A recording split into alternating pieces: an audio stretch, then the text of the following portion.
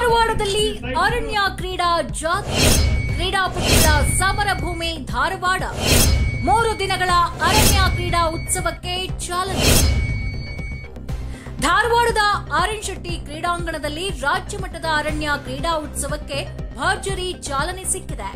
3 ದಿನಗಳ ಕಾಲ ನಡೆಯಲಿರುವ ಈ ಉತ್ಸವದಲ್ಲಿ ಬೆಂಗಳೂರು, ಮೈಸೂರು, ಬೆಳಗಾವಿ, ಉತ್ತರ ಕನ್ನಡ, ಬಳ್ಳಾರಿ ಸೇರಿ ರಾಜ್ಯದ ವಿವಿಧ ಕಡೆಗಳಿಂದ ಬಂದ ಸುಮಾರು 1500 ಕ್ರೀಡಾಪಟುಗಳು ಭಾಗಿಯಾಗಿದ್ದಾರೆ.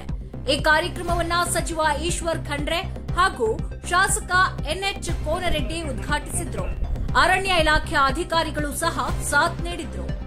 ಉತ್ಸವದ ಅಂಗವಾಗಿ ಅಥ್ಲೆಟಿಕ್ಸ್ ಸೇರಿದಂತೆ ಹಲವಾರು ಸ್ಪರ್ಧೆಗಳು ಆರಂಭವಾಗಿದ್ದು, ಕ್ರೀಡಾಂಗಣದ ಸುತ್ತಮುತ್ತ ಬ್ಯಾನರ್ಗಳು, ಪಟುಗಳ ಹರ್ಷೋದ್ಗಾರಗಳಿಂದ ಹಬ್ಬದ ವಾತಾವರಣ ನಿರ್ಮಾಣವಾಗಿದೆ.